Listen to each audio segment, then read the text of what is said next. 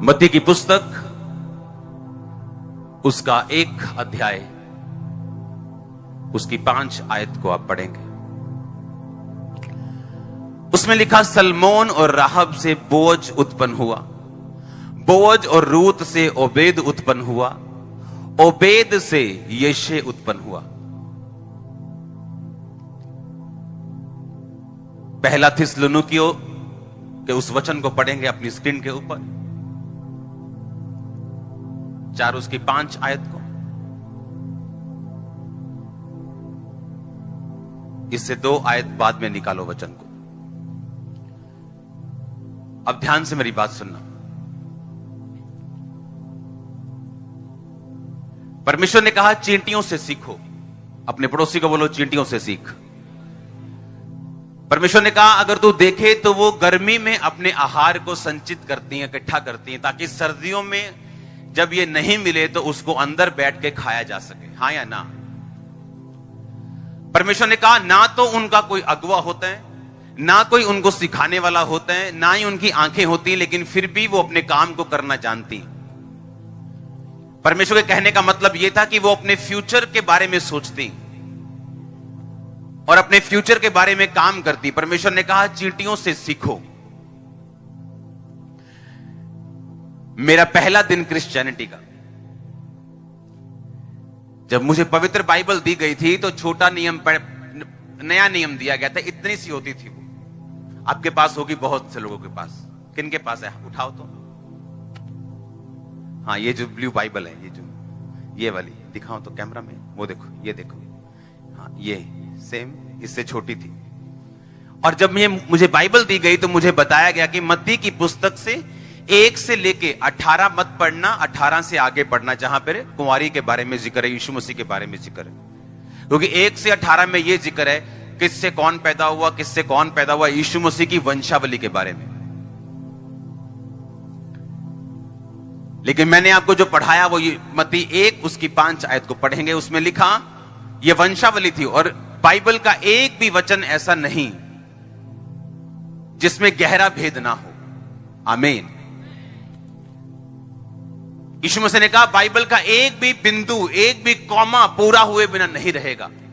परमेश्वर ने कहा धरती ऊपर नीचे हो सकती है, टल सकती है, खराब हो सकती है, फट सकती है, लेकिन मेरा वचन जो होगा कभी नहीं टलेगा, एक बिंदु भी।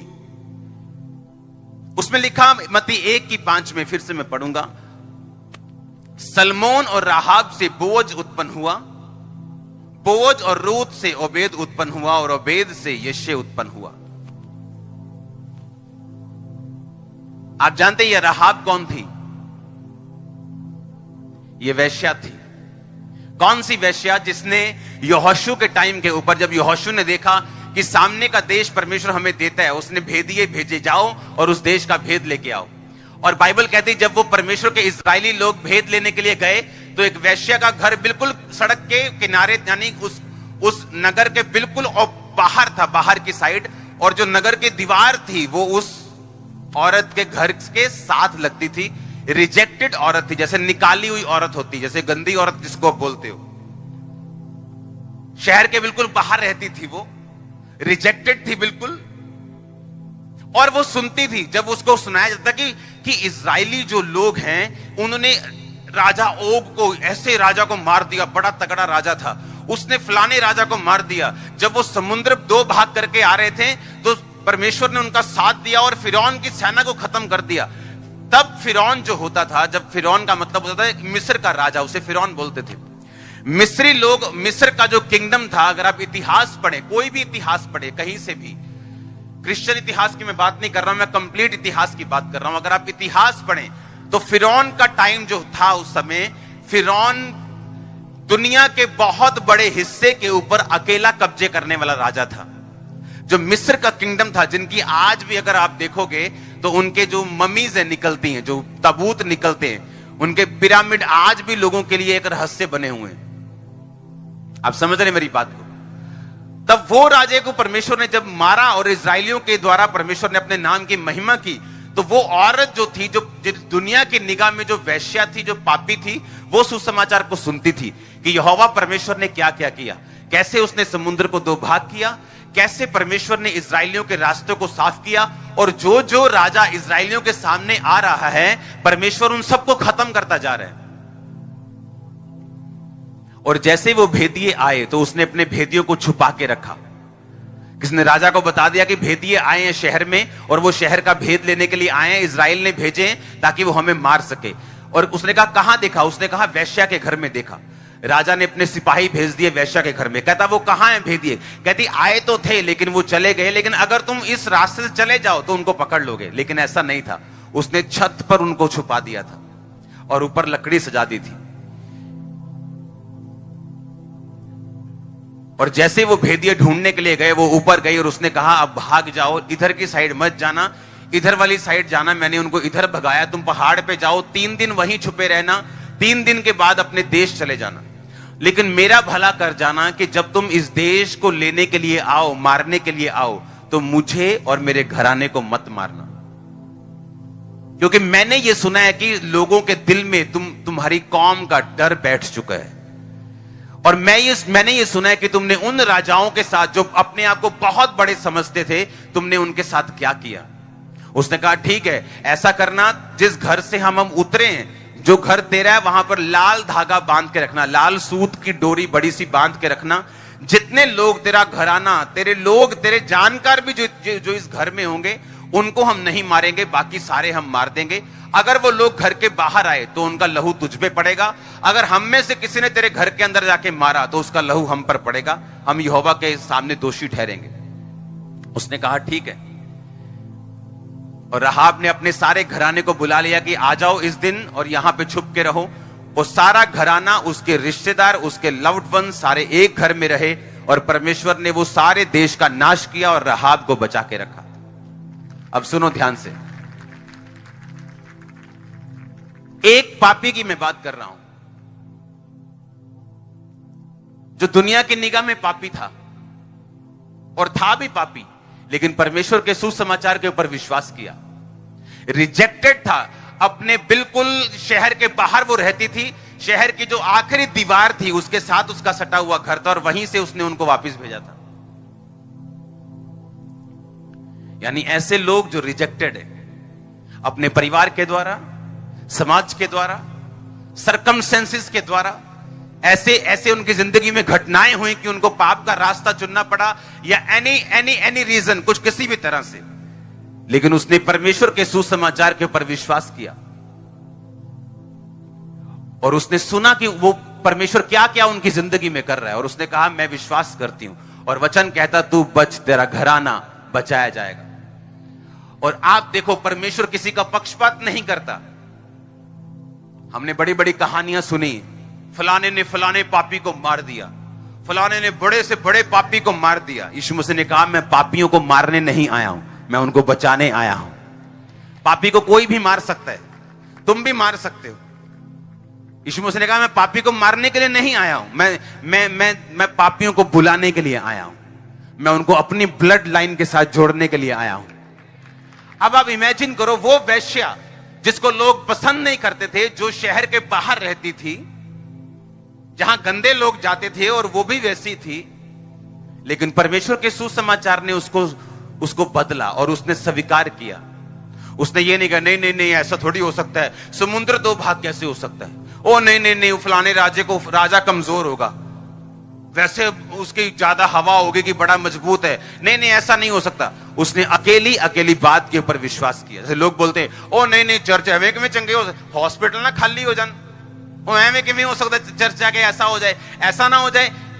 और दूसरे वो लोग हैं जो सुसमाचार को सुनते हैं और उस पर बिलीव करते हैं, खुद भी बचते हैं, घराना भी बचाते हैं। और आगे देखो, परमेश्वर की योजना खत्म नहीं हुई, उसकी प्लानिंग खत्म नहीं हुई। उसने आपको बताया कि मैं अगर तुझे बुलाता हूं, अगर तू पापी है, अगर तू सबसे गिरा हुआ पापी है, और अगर तूने मेरे सुसमाचार पे विश्वास किया, तो सिर्फ बचेगा ही नहीं, मत्ती 1:5 उसने कहा मैं तुझे ओबेद से यिशै, 6 आयत निकाल के रखना। यिशै से कौन पैदा हुआ? दाऊद से यीशु मसीह पैदा हुए। मालूम है कि नहीं? परमेश्वर ने एक वेश्या को अपनी ब्लड लाइन में शामिल कर लिया, अपना रिश्तेदार बना लिया, उसे स्वीकार किया, उसे सिर्फ माफ नहीं किया, उसे सिर्फ साफ नहीं किया, बल्कि उसके माफ करके, उसको साफ करके, अपने ब्लड के साथ जोड़ के उसको ऊंचा भी किया, जो आपके साथ होने वाला यीशु मसीह के नाम। मैंने कहा जो आपके साथ होने वाला यीशु मसीह के नाम। लोग आपको जितना मर्जी नीचा देखते हैं, लेकिन आने वाले टाइम में वो आपको ऊंचा देखने वाले यीशु मसीह के नाम में। आप जितने मर्जी पापी के रूप में मशहूर हो सकते हैं, लेकिन एक टाइम आएगा आप धर्मी के रूप में मशहूर होंगे यीशु मसीह के नाम में। उस औरत को परमेश्वर ने ये नहीं कहा तू वैश्या थी, मैंने तुम्हें बचा दिया, अब बहुत है, बस खत्म होगी बात। तू गिरी हुई है, तू इतना करीब नहीं आ सकती, इतना ऊंचा नहीं जा सकती, तू पापी है तू। एक फॉरेनर, अन्य जाति, ऊपर से वैश्या, अन्य जातियों में भी ठुकराई हुई, अन्य जातियों में भी मारी हुई, खत्म की हुई, और परमेश्वर ने कहा मैं पापियों को बुलाने आया हूं। एक वैश्या पकड़ी गई व्यभिचार करते, सब कहते मार दें इसे। परमेश्वर ने कहा जिसने पाप नहीं किया वो इसे पहले मारे। जब किसी ने नहीं मारा, यीशु मसीह ने कहा मैं भी तुझे नहीं मारता, अब फिर से वो पाप मत करना, क्योंकि मैं पाप खत्म करने आया हूं, पापी को नहीं। इसीलिए जितना मर्जी तुम कोशिश कर लो यीशु के सुसमाचार को हटाने की, ये वो ग्रेट पावर है जिसे तुम हटा नहीं सकते, ये वो ग्रेट सुसमाचार है। हालेलुया। और बाइबल कहती है रहाब से, फिर से पढ़ेंगे उसको, कौन है ये रहाब? सलमोन और रहाब से, बोज और रूत से। और बोज आप जानते कौन था? एक अमीर इंसान था, दूसरा धर्मी था, तीसरा पवित्रताई में था। अपने टाइम का इंतजार किया और रूत जैसी उसने औरत को हासिल किया। जो लोग बचाए जाते हैं, जो लोग माफ किए जाते हैं, और जो लोग सुसमाचार पर विश्वास करके पापों को छोड़ देते हैं, उनकी संतान भी ग्रेट होती है। बाइबल कहती है, बाइबल कहती है धर्मी की संतान टुकड़े नहीं मांगेगी, धर्मी का वंश पृथ्वी के ऊपर पराक्रमी होगा। उसने कहा अगर तू यहोवा का भय मानेगा तो कुशल से टिका रहेगा, कोई तुझको हिला नहीं पाएगा यीशु मसीह के नाम में। तेरा वंश पृथ्वी के ऊपर पराक्रमी होगा। बोअज एक पराक्रमी जन था। बाइबल कहती बहुत से मजदूरों को मजदूरी पे लगाता था, वो बहुत से लोगों को रोजगार देने वाला था, बहुत से लोगों को चैरिटी देने वाला था।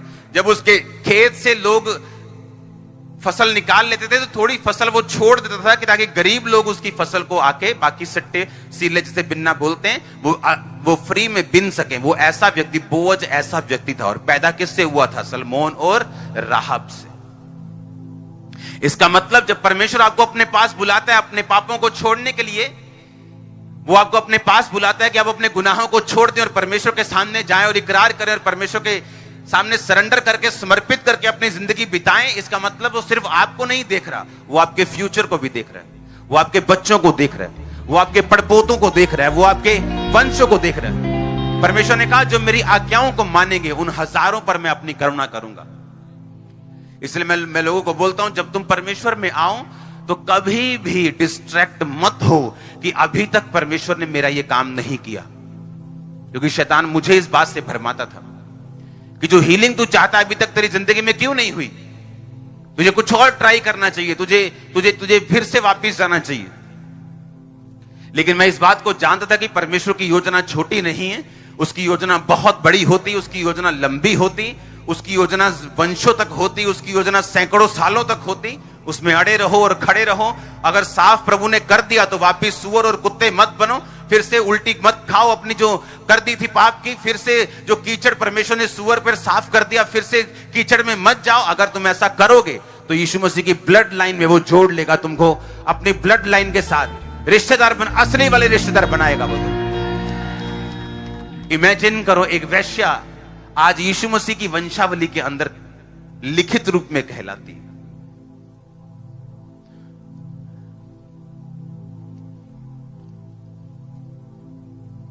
उसको मालूम था कि फ्यूचर अगर है तो कहां पे है। निर्गमन की पुस्तक, उस वचन को हम पढ़ेंगे। शिप्रा और पुआ नामक दो इब्री धाइयां, मिस्र के राजा ने उनको आज्ञा दी कि जब तुम इब्री स्त्री का बच्चा उत्पन्न से पहले प्रसव के पत्थरों पर बैठा देखो तो बेटा हो तो मार देना, बेटी हो तो जीवित रहने देना। परंतु वो धाइयां परमेश्वर का भय मानती थी और मिस्र के राजा की आज्ञा ना मानकर लड़कों को भी जीवित छोड़ देती थी। तब मिस्र के राजा ने बुलाकर पूछा, तुम जो लड़कों को जीवित छोड़ देती हो, ऐसा क्यों करती हो? धाइयों ने फिरौन को उत्तर दिया, इब्री स्त्रियां मिस्री स्त्रियों के समान नहीं, वो बहुत फुर्तीली हैं। धाइयों के पहुंचने से पहले ही बच्चा उत्पन्न उनके हो जाता है। इसलिए परमेश्वर ने धाइयों के साथ भलाई की और वे लोग बढ़कर बहुत सामर्थी हो गए। इसलिए कि धाइयां परमेश्वर का भय मानती थी, उसने उनके घर बसाए। अब मेरी बात सुनो,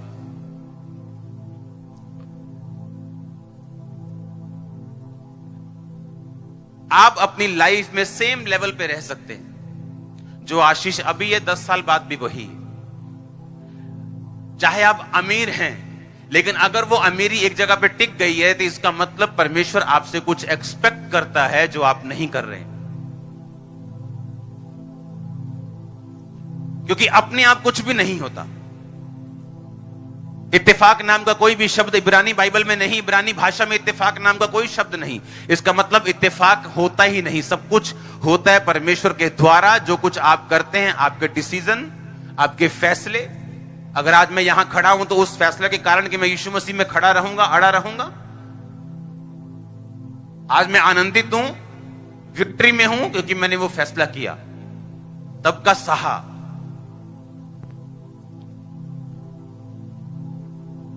राहाब जानती थी कि परमेश्वर अपने काम को कर लेगा, हां या ना। मैं हेल्प नहीं करूंगी तो भी कर लेगा, मैं मदद नहीं करूंगी तो भी परमेश्वर वो कर लेगा जो वो करना चाहते हैं। जब मिस्री लोग बहुत बढ़ गए तो राजा ने दाइयों को बुलाया, दाई को बुला के बोलता है कि जब तुम इस्राएलियों के बच्चा पैदा होता देखोगे, अगर बेटा होगा तो उधर ही मार देना, बेटियों को छोड़ देना, ताकि उन बेटियों से हम शादी करके उनके वंश को खत्म कर देंगे। और वो धाइयां, बाइबल कहती है, वो परमेश्वर का डर मानती थी। और जब वो उनको मैसेज आता था कि आजा वे उधर बेबी होने वाला, उसको मालूम था कि अगर मुझे मान लो खुरला किंगरा से मैसेज आया तो मुझे 10 मिनट लगेंगे चलने के लिए, पहुंचने के लिए 15 मिनट लगेंगे। हाँ बस आई, मैं पंडे मांझला थोड़े जे आई। उसको मालूम था कि इतना टाइम मैं निकाल दूंगी तो मेरे जाने से पहले हो जाएगा। और जब वो पहुंचती थी तो बेबी हो चुका होता था और वापिस आ जाती थी। और राजा ने कहा, ऐसा क्यों, तुम लड़कों को जीवित क्यों छोड़ रही हो? मैं लड़के ही लड़के देख रहा हूं, मैंने आज्ञा निकाली लड़कों को मार देना, लड़के क्यों हैं बीवी? उसने कहा वो फुर्तीली बहुत है, पर यह नहीं बताया कि हमारी स्पीड भी स्लो है। हां, और क्या लिखा बाइबल में, लास्ट आयत को पढ़ेंगे। इसलिए कि धाइयां परमेश्वर का भय मानती थी, परमेश्वर ने धाइयों के घर बसाए। सुनो, घर सबके पास है, ईंटों और मिट्टी के घर सबके पास हैं। बॉम्बे में बड़े बड़े फ्लैट सबके पास हैं। अगर वो घर कहलाते तो वो कभी सुसाइड ना करते। वो घर नहीं, वो स्ट्रक्चर है। परमेश्वर ने घर, जब वो घर बसाता है, वो आपके बच्चों पर, आपकी पत्नी पर, आपके पति पर, आपकी मां पर, आपके बाप पर, आपके फाइनेंस पर, सब तरफ वो दया करके रखता है जब वो घर बसाता है। जब पैसे से घर बनता है, जब पैसे से घर खरीदा जाता है, वो कंप्लीट घर नहीं है, वो एक स्ट्रक्चर है। किसी का बड़ा, किसी का छोटा, किसी का लंबा, किसी का चौड़ा, वो स्ट्रक्चर है। वो ईंटों और मिट्टी का बना हुआ एक स्ट्रक्चर है। घर परमेश्वर ही बना सकता है। और परमेश्वर ने कहा, दाइयां परमेश्वर का डर मानती थी, तो परमेश्वर ने दाइयों के घर बसा दिए, उनको बसा दिया वहां के ऊपर। दाइयां भी ये बात जानती थी कि अगर हम ये काम नहीं करेंगे तो परमेश्वर कहीं और से कर लेगा। अगर हम बच्चों को मारेंगे तो हो सकता है हमें कोई बीमारी हो जाए, अगले 6 महीने में हम वैसे ही मर जाएं। अब दिक्कत क्या है? मुझे मालूम है कि सुसमाचार का काम हो रहा है। कलीसिया को मालूम है कि ये लोग, ये सेवकाई, ये सेवकाइयां, ये लोग ये परमेश्वर का काम कर रहे हैं। अब वो ये भी जानते हैं कि दुनिया में क्या हो रहा है, कौन सा व्यक्ति, कौन सा विरोधी क्या सोच रहा है। कलीसिया तब आशीषित होती है जब वो परमेश्वर के बनाए हुई योजनाएं जो वो अपनी आंखों के सामने देख रहा है, उन्हें पूरा करने के लिए परमेश्वर की हेल्प करे।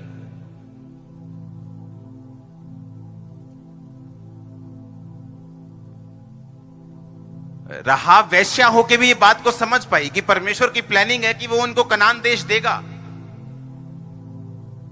उसे मालूम था ये बात, उसे गवाही सुनी कि मिस्र का जो समुद्र था वो 2 भाग हो गया, बड़े बड़े राजा चूर हो गए, बड़े बड़े राजा मिट्टी में मिल गए, इन्होंने सबको हरा दिया। ये परमेश्वर की योजना है, मैं उस योजना में शामिल हो जाऊंगी। हालेलुया। आज लोगों को मालूम है कि ये परमेश्वर का जन है, ये सेवकाई है जो काम कर रही है, और अगर वो हेल्प से पीछे हटते हैं जहां वो कर सकते हैं, क्योंकि उनको अपना कैरियर प्यारा है, किसी को अपना पैसा प्यारा है, किसी को नाम प्यारा है, किसी को अपना परिवार प्यारा है, लेकिन वो नहीं जानते जिन चीजों को वो बचा के रख रहे हैं वो आने वाले समय में प्रभु उनसे छीन लेगा। अगर राहाब सोचती अपने छत पर, सुनो, डेमोक्रेसी में और राजाओं के राज में जमीन और आसमान का फर्क है। अगर राजा गुस्से में आ गया वो मौत का दंड भी दे सकता है, कोई उसको रोक नहीं सकता। डेमोक्रेसी में ऐसा नहीं है, लॉ है वहां पे, हाँ या ना। तो वो राजे के अधीन थी, डेमोक्रेसी के नीचे नहीं थी, लोकतांत्रिक देश नहीं था, वो राजे के अधीन थी। अपनी छत के ऊपर लड़कों को, बंदों को छुपा के रखना, और जो उसके राजे ने फौजी भेजे होंगे ढूंढने के लिए, वो आम फौजी होंगे क्या? वो भी अपने लेवल के अफसर होंगे। फिर भी ये डर ना रखना राजे का, और अपने जान की परवाह किए बगैर उनको छुपाना, बचाना, फिर भगाना। उसने कहा तू मेरे लिए अपनी जान देगा, तू इसे बचाएगा, अकेले की तू देगा, मैं तेरा परिवार भी साथ में बचाऊंगा। लेकिन आज क्रिश्चियनिटी में लोग डर जाते, मेरा कैरियर, ओ मेरा परिवार, ओ लोग क्या कहेंगे, ओ मेरी सरकार क्या कहेगी, मैं क्रिश्चियन लोगों का साथ दे रहा हूं।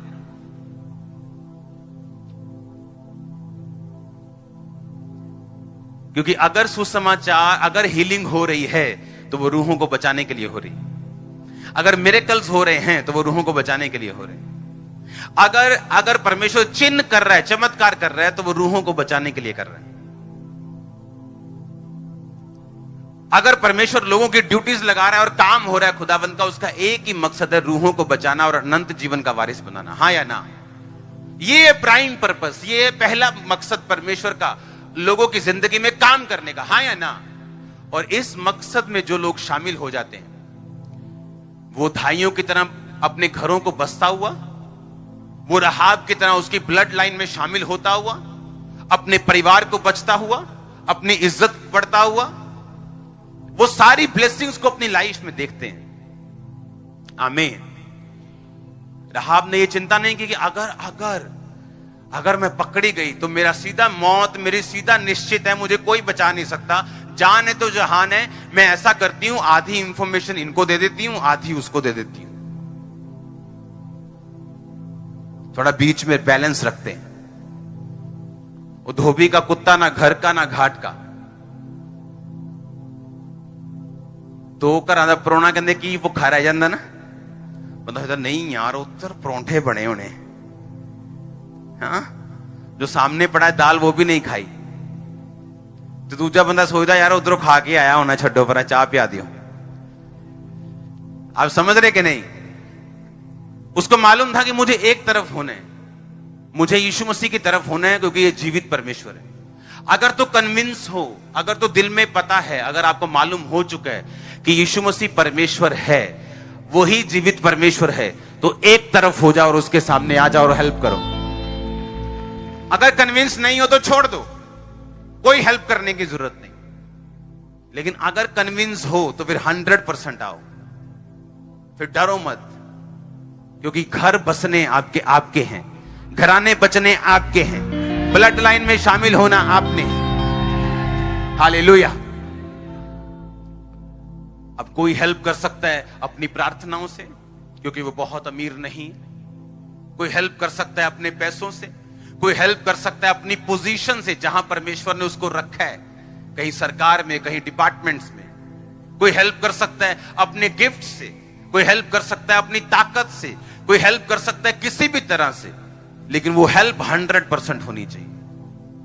वो आधी अधूरी हेल्प नहीं होनी चाहिए, वो कंप्लीट हेल्प होनी चाहिए। क्योंकि परमेश्वर ने कहा सलमोन और राहाब से कौन पैदा हुआ? मत्ती 1 उसकी 5 आयत, बोअज पैदा हुआ। ये यीशु मसीह की वंशावली के बारे में बात कर रहा हूं। हालेलुया। उसकी वंशावली में मरियम जैसी कुंवारी और पवित्रताई से भरी हुई औरत भी है, और जो ऐसे लोग जो पाप में डूबे हुए थे, यीशु मसीह को मानने के कारण साफ हुए, वो भी हैं।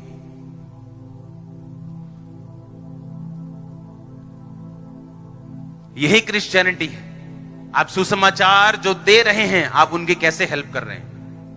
आप परमेश्वर का काम, जो योजना परमेश्वर की चल रही है, आप उस योजना में कैसे शामिल हैं? किस तरीके से शामिल हैं? आपका कितना एफर्ट है उस योजना को करने के लिए? कई ऐसी चीजें जहां पैसा काम नहीं आता,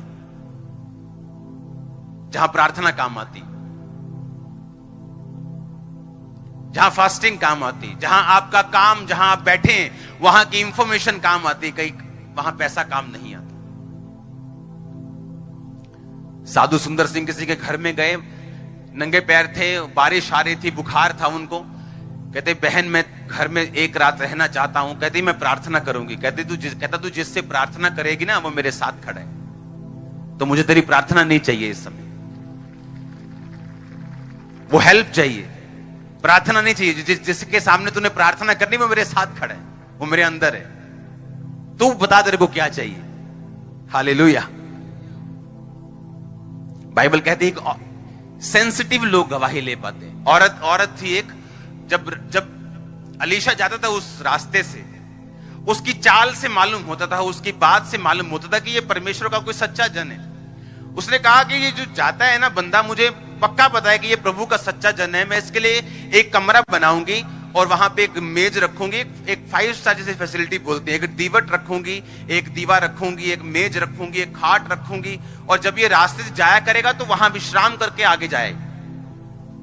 और उसने हेल्प की अलीशा की, और अलीशा ने कहा अपने असिस्टेंट को कि इसको क्या चाहिए, मैं इसकी राजा के साथ चर्चा करूं, मैं इसको कोई है, इसको प्रॉब्लम है, कोई पॉलिटिकल प्रॉब्लम है, किसी और तरह की प्रॉब्लम है? उसने कहा नहीं, मैं अपने लोगों में रहती हूं, मुझे ऐसा कोई दिक्कत नहीं। असिस्टेंट बड़े तेज होते हैं, उसने कहा इसके बेबी नहीं है। अलीशा ने कहा अगले साल तू एक बेटा अपनी छाती से लगाएगी। हालेलुया। तो अलीशा का जीवन तो चल ही रहा था, परमेश्वर ने किसी ना किसी तरह से अपने दासों को कंफर्ट दे ही देना है, अपनी मिनिस्ट्री को उसने आगे ले ही जाना है। ये मेरी मिनिस्ट्री नहीं है, ये मेरा दर्शन नहीं है, परमेश्वर ने चुना है हमें। अगर कोई एक हेल्प नहीं करेगा तो दूसरा करेगा ही करेगा। लेकिन परमेश्वर ने कहा जो तुम मौका खो दोगे, बाद में वो मौका कभी नहीं मिलेगा। बाइबल कहती है याकूब और एसाव, जब एसाव ने मौका खो दिया तो बाइबल बयान करती है कि आंसुओं के साथ रोने पर भी उसे वो मौका दोबारा नहीं मिला। आंसुओं के साथ पश्चाताप करने पर भी परमेश्वर ने वो पोजीशन उसको दोबारा नहीं दी। अगर मुझे ये मालूम है कि परमेश्वर की योजना है, अगर मुझे ये मालूम है कि ये सेवकाई, ये लोग, ये परमेश्वर के उस हेवनली काम को कर रहे हैं, तो मेरा ये मतलब बन जाता है, मेरा ये कर्म बन जाता है, धर्म बन जाता है, मेरा ये सब कुछ बन जाता है कि जो कुछ मेरे पास है वो मैं 100% इस काम के अंदर लगा दूं। हालेलुया। मैं 100% फास्टिंग करूं, पैसा उसका बहुत छोटा हिस्सा है, और भी बहुत से हिस्से होते हैं मिनिस्ट्री में कि कहां से कोई व्यक्ति परमेश्वर के काम कर सकता है। जो काम कर रहे हैं वो उनके साथ खड़ा हो सकता है, बिना किसी डर के, बिना किसी राजा के डर के, बिना किसी सरकार के डर के, बिना किसी लोगों के डर के, बिना किसी रिश्तेदार के डर के, बिना किसी इंसान के डर के, वो उसके साथ खड़ा होना चाहिए। लिखा परमेश्वर ने दाइयों के घर को बसाया क्योंकि वो परमेश्वर का भय मानती थी। हालेलुया।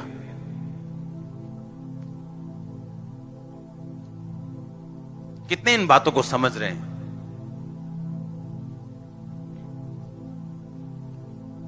अपने हाथों को उठाओ। Thank you Jesus.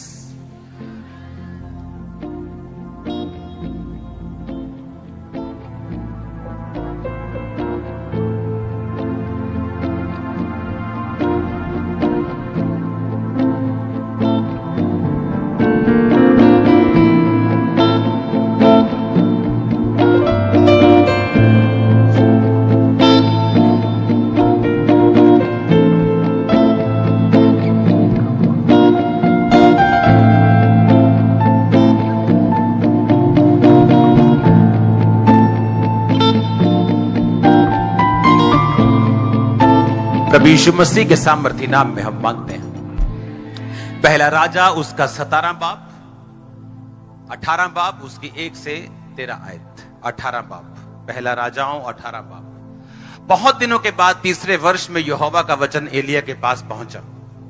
जाकर अपने आप को अहाब को यानी राजा को दिखा कि मैं भूमि पर बारिश बरसा दूंगा। तब एलिया अपने आप को अहाब को दिखाने गया और उस समय शमरोन में अकाल भारी था। अहाब ने अबोधा जो उसके घराने का दीवान था यानी एक बहुत बड़ी पोजीशन के ऊपर था, बुलाया। अबोधा तो यहोवा का भय यहां तक मानता था कि जब इजाबेल यानी इजराइल के राजा अहाब की पत्नी इजाबेल जो जादू टोना करने वाली थी, जब वो यहोवा के नबियों को मारती थी, नष्ट करती थी, तो अबोधा ने 100 नबी लेकर 50-50 करके गुफाओं में छुपा रखा और अन्न जल देकर उनका पालन पोषण करता रहा। अहाब ने अबोधा से कहा, देश के जल में सब सोतों और नदियों के पास जा कि इतनी घास मिले कि हम घोड़ों और खच्चरों को जीवित बचा सकें और हमारे सब पशु ना मरें। अतः उन्होंने आपस में देश बांटा और उसमें होकर चले, एक और अहाब और दूसरी ओर अबोधा चला। अबोधा मार्ग में था कि एलिया उसको मिला और उसे पहचान कर मुंह के बल गिरा और कहा, हे प्रभु एलिया, क्या तू ही है? उसने कहा, हाँ मैं एलिया हूं, जाकर अपने स्वामी से कह कि एलिया यहां है। उसने कहा, मैंने क्या पाप किया कि तू मुझे मरवा डालने के लिए अहाब के हाथ करना चाहता है? तब तेरे परमेश्वर यहोवा के जीवन की शपथ, कोई ऐसी जाति राज्य नहीं जिसमें मेरे स्वामी ने तुझे ढूंढने के लिए ना भेजा हो। और जब उन लोगों ने कहा कि वो यहां नहीं है, तब उसने उस राज्य और जाति को इसकी शपथ खिलाई कि एलिया नहीं मिला। और अब तू कहता है कि जाकर अपने स्वामी से कह कि एलिया यहां है। फिर जो ही मैं तेरे पास से चला जाऊंगा, यहोवा का आत्मा तुझे ना जाने कहां उठा ले जाएगा। और अतः जब मैं जाकर अहाब को बताऊंगा और तू उससे ना मिलेगा, तो वह मुझे मार डालेगा। और मैं तेरा दास अपने लड़कपन से ही यहोवा का भय मानता आया हूं। क्या मेरे प्रभु को यह नहीं बताया गया कि जब इजाबेल यहोवा के नबियों को घात करती थी, तब मैंने क्या किया कि यहोवा के नबियों में से 100 लेकर 50-50 करके गुफाओं में छुपा रखा और अन्न जल देकर उन्हें पालता रहा। फिर से पहली आयत को पढ़ेंगे। बहुत दिनों के बाद तीसरे वर्ष में यहोवा का वचन एलिया के पास पहुंचा कि अपने आप को राजा को दिखा कि मैं बारिश बरसाऊंगा। एलिया अपने आप को राजा को दिखाने गया। उस समय भारी अकाल था शमरोन में। अहाब ने अबोधा को जो उसके घराने का दीवान था बुलवाया। अबोधा तो यहोवा का भय यहां तक मानता था कि जब इजाबेल यहोवा के नबियों को नष्ट करती थी, तब अबोधा ने 100 नबियों को लेकर 50-50 करके गुफाओं में छुपा रखा और अन्न जल देकर उनका पालन पोषण करता रहा। 6 आयत पढ़ूंगा अब मैं। अतः उन्होंने आपस में देश बांटा और उसमें होकर चले, एक और अहाब और एक और अबोधा चला। अबोधा उसके घर का दीवान था। अब आप इमेजिन करो, अगर आज एक देश में पीएम मीटिंग करे तो वो अपने सबसे क्लोज लोगों को बुलाता है, हाँ या ना? हाँ, अगर पीएम मीटिंग करता है वो गृह मंत्री को बुलाता है क्योंकि वो सबसे क्लोज होता है, हाँ या ना? अबोधा इसका मतलब यह था कि जब राजा ने कहा कि तू अगर इधर जाएगा तो मैं इधर जाऊंगा, इसका मतलब अबोधा जो था वो उसके बहुत खास था, बहुत क्लोज था, हाँ या ना? बहुत बड़ी पोजीशन के ऊपर था। अबोधा आम इंसान नहीं था। वो राजा कहता तू इधर जा, मैं इधर जाता हूं, मतलब एक तरह का उसका बेली था, वो यार था, वो मित्र था, वो काम करने में बहुत अच्छा था वो, हाँ या ना? और उसने कहा कि तू इधर जा, मैं इधर जाता हूं, तेरे को पानी मिले मुझको बताना, मुझे पानी मिले तो मैं तुझको बताऊंगा ताकि हमारे पशु ना मरे। एलिया उसको रास्ते में मिला। उसने कहा क्या तू एलिया है? उसने कहा हाँ मैं एलिया हूं। उसने कहा जा अबोधा, जाके अपने राजा को बता कि मैं यहां हूं। उसने कहा नहीं नहीं, मुझे मालूम है परमेश्वर की आत्मा का, तू तो मुझे कह के यहां चला जाएगा। और जैसे मैं जाऊंगा परमेश्वर का आत्मा तुझे पता नहीं कहां ले जाएगा, उसके बाद मैं राजा से बोलूंगा कि वो वहां है तो मिलेगा नहीं, मैं मारा जाऊंगा। क्या तुझे ये नहीं पता कि मैं नबियों को 50-50 करके गुफाओं में छुपा के रखता हूं, वहां पे रोटियां भेजता हूं, वहां पे मैं कनक चावल भेजता हूं, सब्जियां भेजता हूं, पनीर भेजता हूं, और वहां वो रहते हैं और वहां पर वो पाले पोसे जाते हैं। उसने कहा क्या परमेश्वर ने तुझको ये नहीं बताया? इमेजिन करो, एक व्यक्ति जो राजा के बिल्कुल सेकंड हैंड व्यक्ति, उसका दाहिना हाथ है, तब भी उसने ये परवाह नहीं की। वो इतना दाहिना हाथ है कि राजा उससे कह रहा है कि आधा तू कर आधा मैं करता हूं, तो भी इतने इन्फ्लुएंस के नीचे रहते हुए, अगर आप देखोगे ना, अगर आप पॉलिटिशियंस के पास बैठोगे, अगर आप बड़े लोगों के पास बैठोगे, उनका अपना एक इन्फ्लुएंस होता है, उनका अपना एक ऑरा होता है, उस पैसे का, उस रुतबे का अपना एक ऑरा होता है। उस ऑरे के नीचे वो अबोधा दबा नहीं। और उसने ये नहीं कहा कि नहीं नहीं नहीं, मैं ऐसे कैसे हेल्प कर दूं। अगर राजे को मालूम हो गया कि मैं 100 नबियों को मैं पाल रहा हूं, अगर राजे की वाइफ को मालूम हो गया जो यहोवा के नबियों से नफरत करती है, मैं मारा जाऊंगा, मेरे बच्चे मारे जाएंगे, मेरे लोग मारे जाएंगे, मैं ऐसा नहीं करूंगा, मैं थोड़ा सा अपना करूंगा हेल्प। पर बाइबल कहती है उसने 100 नबी लिए, 50 एक गुफा, 50 दूसरी गुफा। और अब इमेजिन करो जब वो राशन लेके जाते होंगे गुफाओं में, जब पैसा जाता होगा, राशन जाता होगा, तो लोग ही लेके जाते होंगे, ड्रोन तो थे नहीं तब भी वो उसने परवाह नहीं की और अपनी ड्यूटी को पूरा करता रहा। ऐसे लोग चाहिए प्रभु को, डरपोक नहीं चाहिए परमेश्वर को। इसलिए परमेश्वर ने कहा डरपोक लोग मेरे राज्य में प्रवेश नहीं करेंगे। आप जानते हैं अंत के समय में, एंड टाइम में, ऐसे लोग भी होंगे जो नरक में जाएंगे अपने डरपोक पुणे की वजह से, क्योंकि ये वचन पूरा होगा कि डरपोक लोग मेरे राज्य में प्रवेश नहीं कर सकते। कि जब काम करने की बारी थी, जब मेरे लोगों को बचाने की बारी थी, जब मेरे लिए खड़े होने की बारी थी, तब तुम सो रहे थे, डर रहे थे, अपने परिवार के लिए रो रहे थे। अब तुम रो, तुम्हारी आत्मा को नाश होने से कोई नहीं बचा सकता। अबोधा ने कहा, एलिया सेंसिटिव इंसान था, उसे मालूम था परमेश्वर का आत्मा कैसे काम करता है, उसे मालूम था अब तू यहां है, प्रभु का आत्मा तुझे बोल देगा अब उधर चला जाओ। उसको मालूम था आत्मा के काम कैसे होते, उसको मालूम था। सेंसिटिव था, आत्मा में समझ रखने वाला इंसान था, उसे मालूम था पवित्र आत्मा कैसे काम करते हैं। हालेलुया। और उसने कहा मैं नबियों को छुपा के रखता हूं, मैंने उनको मरने नहीं दिया, मैं 50-50 नबियों को रखा है मैंने, मैं अन्न जल दे के उनका पालन पोषण करता हूं। और कब अन्न जल दे रहा है वो? कब? जब उस देश में इतना भारी अकाल है कि राजा को, खुद देश के राजा को पानी ढूंढने के लिए जाना पड़ रहा है, और यहोवा के नबी गुफा में बैठे हैं और पानी भी आ रहा है और खाना भी आ रहा है।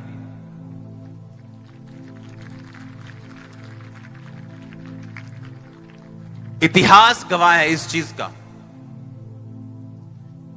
आज अगर आप साउथ कोरिया देश को सुनते हैं, वहां की बेदारी को सुनते हैं, तो एक 15 बाय 15 के टेंट से बेदारी शुरू हुई थी वहां। आज वहां चर्चेस बनी हुई बड़ी बड़ी, जैसे यहां बन जाएंगी और बन रही, लेकिन वो बेदारी टेंट से शुरू हुई थी। और यही टेस्टिमनी यहां होने वाली। हालेलुया। अब मेरा रोल क्या है? मैं तो कर रहा हूं, लेकिन आपका रोल क्या है? क्योंकि मेरी बात सुनो, 31 नाइट को लोग एक दूसरे को हैप्पीएस्ट न्यू ईयर बोल रहे थे, और जब 1-2 तारीख आ जाती, कुछ हैप्पीएस्ट होता है, कुछ बदला होता है। जो काम धंधा पहले था अभी है, जो कोरोना पहले था वो अभी है, क्योंकि हैप्पीएस्ट होता है आपके डिसीजंस के साथ, जो अब मैं करूंगा तब। हालेलुया। जब एलिया ने बाल के नबियों को मारा और टाइम आया जब राजा और इजाबेल भी मारी गई, मैं आपको दावा करता हूं अगर अबोधा परमेश्वर से डरा होता तब वो भी मारा जाता। अगर अबोधा परमेश्वर से ना डर के लोगों की हेल्प ना की होती तब मारा जाता। शैतान भला नहीं है, वो अच्छा नहीं है। जब वो एक हाथ में कुछ मीठा खाने के लिए देते हैं तो आपकी लाइफ की बेस्ट चीज को वो छीन लेता है आपके हाथ से। अगर वो आपको डर दिखाता है आपकी नौकरी का, आपके कैरियर का, आपके लोगों का, आपके फ्यूचर का, तो वो डर नहीं दिखा रहा, वो आपको मूर्ख बना रहा है, क्योंकि वो अंधेरा वो देख चुका कि अगर आप उसको फॉलो करेंगे, शैतान को और प्रभु के लोगों के साथ नहीं चलेंगे, तो अंधेरा पक्का है आपकी लाइफ में। क्योंकि बिना विश्वास के कोई जीत नहीं।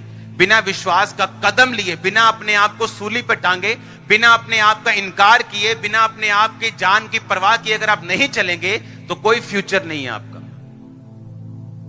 उसने कहा तुम मेरे लिए अपना प्राण खोएगा, मैं तुझे 100 गुना दूंगा। इसीलिए पुरानी कलीसिया में लोग क्या करते, घर बेच के पैसा प्रेरितों के पांव में रखते थे। ऐसे तो हर बंदा घर बेचे जाए तो गरीबों की जनता हो जानी थी, वो तो गरीब गरीब मोहल्ला हो जाना था, सभी गरीब है, सब घर बाहर बेच के बैठे हुए हैं। ऐसा नहीं था। अगर कोई एक जन्म बोता था, मोटी रकम बोता था, तो प्रभु उसको ब्लेस करता था। इसलिए परमेश्वर ने कहा था अगर तुमने घरों को छोड़ दिया, खेतों को छोड़ दिया, बच्चों को छोड़ दिया, इस समय तुम 100 गुना पाओगे सताव के साथ, और परलोक में अनंत जीवन। वो अनंत जीवन की अकेले बात नहीं कर रहा था। उसने कहा कोई बात नहीं, अगर घर छोड़ दिया तुम स्वर्ग जाओगे, अगर तुमने ये छोड़ दिया तुम स्वर्ग जाओगे। उसने ये नहीं कहा। उसने कहा अगर तुमने खेत छोड़ दिया 100 गुना, घर छोड़ दिया 100 गुना। सताव तो सताव पर सताव के साथ, सताव तुम्हें सहना पड़ेगा, पर कहता साथ में परलोक में अनंत जीवन। यानी पहले उसने शरीर पृथ्वी की बात की है कि अगर तुमने पृथ्वी पे मेरे लिए स्टैंड लिया, मैं पृथ्वी पे तुझे ऊंचा करूंगा। अगर तू पृथ्वी पर मेरे साथ चला, मेरे लोगों के साथ चला है, मैं उनके सामने तेरे को ऊंचा करूंगा, तेरे घर बसाऊंगा। कितने मेरी बात को समझ रहे? और ये सब कुछ जब पूरा हो जाएगा, परलोक में भी तेरी सीट अनंत जीवन वाली पक्की होगी। हालेलुया। 2 तरह के प्लेन जाने वाले, एक काला एक व्हाइट। जैसे ही मरे काला, कुछ लोग काले में बैठेंगे और जाएंगे कहां आपको मालूम है? स्वर्ग का दर्शन मैंने देखा है बहुत हल्का सा। नरक का दर्शन लोगों ने देखा है, बहुत लोगों ने। वहां लोग बताते हैं कि नरक असली है और नरक में क्या है। अगर नरक में किसी की हड्डी टूटी है तो उसको वो हड्डी टूटी का पेन अनंत जीवन तक रहेगा और उसकी हड्डी जुड़ेगी नहीं। अगर किसी को कीड़े पड़े, अगर किसी की आंख निकली हुई है, वो आंख उसके हाथ में है और उसको दर्द हो रहा है और लगातार हो रहा है, उसको ठीक नहीं हो रहा। यीशु मसीह ने कहा था नरक वो है जहां कीड़ा मरता नहीं। अगर किसी को इन्फेक्शन है पेट की, पांव की, वो उसी तरह से लाखों साल तक चलेगी और पेन रहेगी उसको। यहां किया कि इसको अगर कोई बड़ा रोग हो गया, 1 साल पेन, 2 साल पेन, मर गया, पेन खत्म। वहां ऐसा नहीं। और इसलिए कहा जो लोग परमेश्वर के कामों को करते हैं वो तारों के समान सदा वहां रहेंगे प्रभु की उपस्थिति में, और कुछ लोग शर्मिंदगी के लिए नरक में रहेंगे। और वहां पे यीशु मसीह ने कहा गड्ढा है बीच में, स्वर्ग और नरक में। ना तो कोई स्वर्ग का बंदा बचा सकता है नरक के लोगों को तब, और ना कोई नरक का वहां से भाग सकता है, तौबा करके स्वर्ग में जा सकता है। यहीं तुम्हें तौबा करनी होगी, यहीं तुम्हें डिसीजन लेना होगा और यहीं सब कुछ करना होगा। हालेलुया। और जब हम इन कामों को करना शुरू करते हैं, हम देखते हैं कि हम परमेश्वर के लिए क्या कर सकते हैं, कहां हम स्टैंड ले सकते हैं, कहां हम खड़े हो सकते हैं, और तब परमेश्वर की निगाह में हम आ जाते हैं। हालेलुया।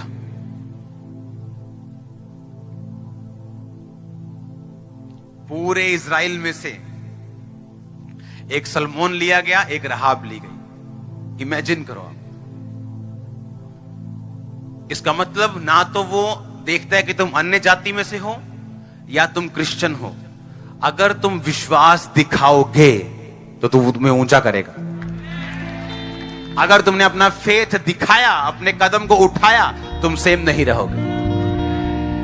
अपने हाथों को उठाओ, प्रभु से एक वायदा करो, जो भी परमेश्वर आपको देगा, जिस काम के करने की शक्ति आपके पास होगी, जिस काम के द्वारा आप खुदाबंद की महिमा, खुदाबंद के लोगों का साथ दे सकेंगे,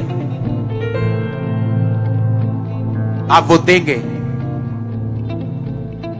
आप वो करेंगे। वायदा करो अपने हाथों को उठा के।